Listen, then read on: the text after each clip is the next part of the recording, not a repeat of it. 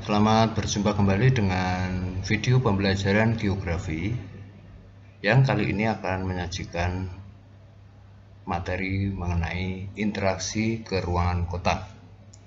Kita akan mulai pembelajaran dengan video kali ini. Apa yang dimaksud dengan keruangan kota atau interaksi keruangan kota adalah hubungan timbal balik antara kota dengan daerah sekitar. Keduanya saling terkait satu dengan yang lain. Ada pergerakan yang terjadi akibat interaksi ini, seperti pergerakan uang, ide, barang, orang, dan lain sebagainya. Pengertian yang kedua, interaksi keruangan adalah istilah yang lahir dari bahasa Inggris, spatial interaction. Dalam arti terdapatnya hubungan timbal balik antar daerah dalam upaya mempercepat pembangunan yang sudah direncanakan, baik secara langsung ataupun tidak langsung. Bagaimana gambarannya? Berikut saya berikan gambaran bagaimana proses interaksi antara dua wilayah serta gerakan yang terjadi baik barang, orang, uang, atau ide. Saya contohkan misalnya pergerakan barang. Dari kota ke desa akan terjadi perpindahan barang berupa makanan olahan ataupun barang olahan dari kota, hasil industri. Sedangkan sebaliknya, barang yang berpindah dari desa ke kota antara lain air dan energi, makanan segar, dan bahan mentah untuk industri. Begitu juga dengan orang dari kota yang pindah ke desa adalah para ahli ataupun orang-orang yang sudah purna tugasnya atau sudah pensiun. Sedangkan yang dari desa ke kota, orang-orang yang berpindah adalah para calon tenaga kerja untuk bekerja di bidang industri. Seperti itu gambaran tentang proses interaksi dan akibat yang dihasilkan dari interaksi tersebut. Kita lanjutkan bagian yang kedua, yaitu zona dan ciri interaksi keruangan. Kita mulai dari zona interaksi. Apa saja yang tercakup dalam zona interaksi keruangan tersebut? Yang pertama adalah zona interaksi desa dengan desa. Yang kedua, zona interaksi desa dengan kota. Yang ketiga, zona interaksi kota dengan kota. Yang kedua, ciri interaksi keruangan.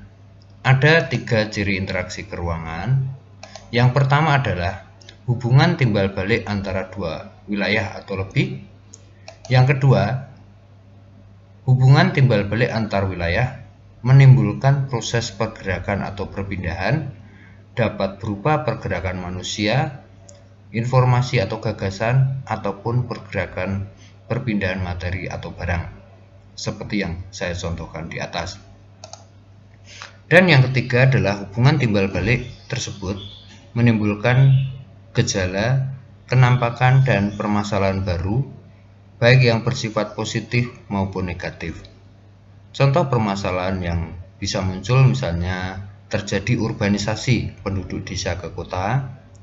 Gejala yang muncul misalnya kota menjadi padat, macet, ataupun munculnya berbagai permasalahan sosial lain.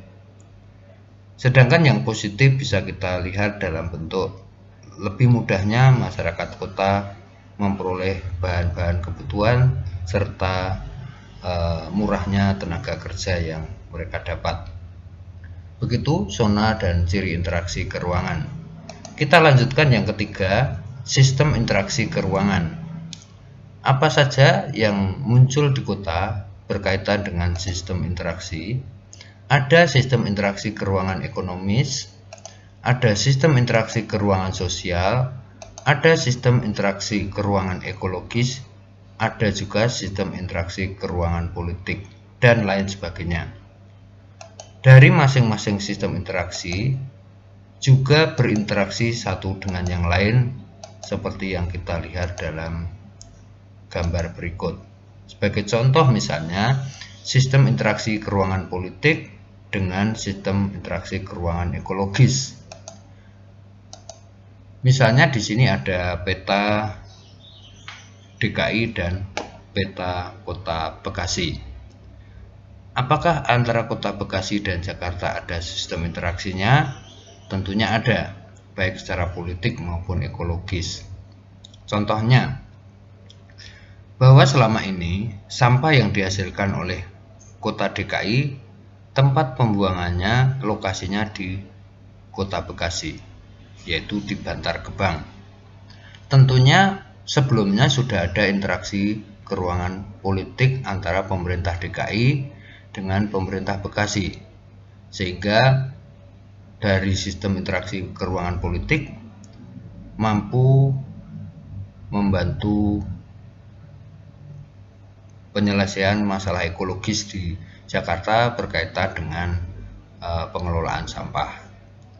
Begitu contohnya sistem interaksi keruangan yang terjadi di beberapa kota, dan kita akan lanjutkan ke subbab berikutnya, yaitu teori interaksi keruangan. Apa yang akan kita bahas di sini? Yang pertama mengenai teori interaksi menurut Isaac Newton yang disebut teori gravitasi.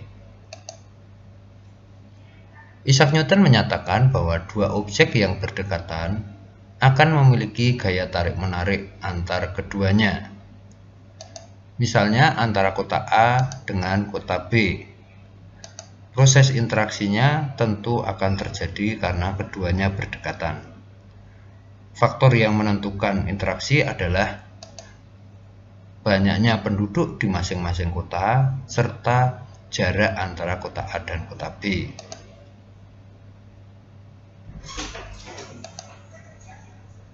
Bagaimana gambaran dalam soalnya? Saya mencontohkan di sini ada dua kota A dan B. A penduduknya 5.000, B penduduknya 2.000 jiwa. Jarak AB itu 50 km. Pertanyaannya, berapa kekuatan interaksi antara kota A dan kota B? Rumus yang ada kita akan gunakan untuk memasukkan angka-angkanya. Caranya adalah sebagai berikut.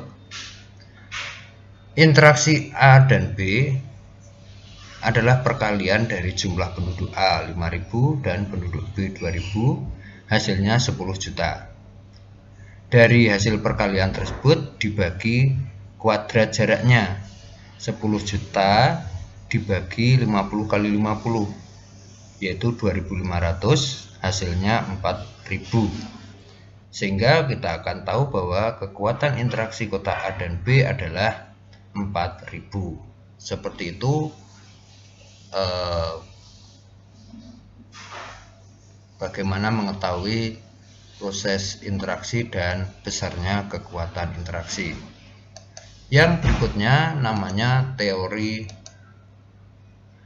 grafik yang dikemukakan oleh K.J. Kansky. Kansky mengatakan kekuatan interaksi antar kota dalam suatu wilayah dapat dilihat dari banyaknya titik yang saling berinteraksi serta jaringan jalan yang menghubungkan antar titik, atau istilahnya konektivitas. Rumus yang dipakai oleh Kansky adalah beta atau konektivitas diperoleh dari banyaknya jalur transportasi dibagi titik yang dihubungkan oleh jalur tersebut, atau beta sama dengan E per V. E adalah jumlah jaringan jalan, V adalah jumlah kota atau titik. Berlaku ketentuan bahwa apabila hasil betanya lebih dari 1, menunjukkan konektivitasnya sangat lancar. Bila betanya kurang dari 1, konektivitasnya kurang lancar. Mari kita coba dalam bentuk soal. Kita contohkan, misalnya di sini ada satu kota bentuk lingkaran dihubungkan oleh beberapa jalur transportasi atau jalan. kita hitung berapa jumlah jalannya. Jalannya 1, 2, 3, 4, 5. Kemudian titiknya ada 1, 2, 3, 4. Sehingga setelah dimasukkan rumus, 5 dibagi 4. Hasilnya adalah 1/4 atau 1,25. Sehingga kita akan tahu berdasarkan nilai tersebut konektivitas di kota ini termasuk sangat lancar. Mari kita coba dalam bentuk latihan soal berikut. Ada dua wilayah A dan B, masing-masing kondisi transportasi yang dibangun seperti ini. Wilayah A, jumlah transportasinya atau jumlah jalur jalannya ada 1, 2, 3, 4, 5, 6, 7, 8, 9. Titiknya ada 6. Sedangkan wilayah B, jalur jalannya ada 1, 2, 3, 4, 5, 6, 7, 8, 9, 10. Ada 10. Titiknya ada 6 juga. Sehingga akan diperoleh hasil berikut. Kota A indeks konektivitasnya 1,5, kota B konektivitasnya 1,7, yaitu dari hasil pembagian yang dilakukan 9 dibagi 6 1,5 di kota A dan 10 dibagi 6 1,7 di kota B. Oleh karena itu bisa diketahui atau disimpulkan kota B indeks konektivitasnya lebih tinggi atau lebih baik kota B dibandingkan kota A. Kita maju ke teori titik henti yang dikemukakan oleh William J. Rayleigh. Nama lain teorinya disebut breaking point theory. Jadi saya gambarkan di sini ada kota A dan kota B. Ada breaking point warna pink ini atau ungu sebagai titik yang memberikan pelayanan bagi A dan B. Bagaimana kejelasannya kita lihat pada teorinya. W.J. Rayleigh memperkirakan lokasi garis batas yang memisahkan wilayah-wilayah pelayanan publik dari dua kota yang berdekatan berdasarkan jarak dan jumlah penduduknya. Rumus yang digunakan adalah D atau titik henti antara A dan B diperoleh dari jarak AB dibagi 1 ditambah akar penduduk B bagi penduduk A, atau baliknya penduduk A bagi penduduk B juga boleh. Yang penting jumlah yang di atas lebih besar. Kita coba dalam soal. Ada dua kota A dan B juga. Kita akan mencari lokasi titik henti antara A dan B ini. Misalnya jarak keduanya 60 km, jumlah pendudukannya 36.000, B-nya 9.000 jiwa. Bagaimana menentukan lokasi titik henti tersebut? Caranya sebagai berikut. Jarak yang 60 tadi dibagi dengan 1 tambah akar 36.000 per 9.000. Hasilnya 60 dibagi 1 tambah akar 4, yaitu 60 per 3, 20 km. Dari mana? Karena jumlah penduduk yang lebih sedikit di B, maka diukur dari B. Jadi dari B ini diukur sepanjang 20 km. Nah, disitulah lokasi titik henti untuk sebuah kegiatan pelayanan publik. Latihan soal silakan dikerjakan sebagai latihan untuk memahami lebih dalam tentang teori titik henti. Dari latihan ini hasilnya juga rumus yang sama kita pakai, bahwa Jika 100 km jaraknya, cara menghitungnya adalah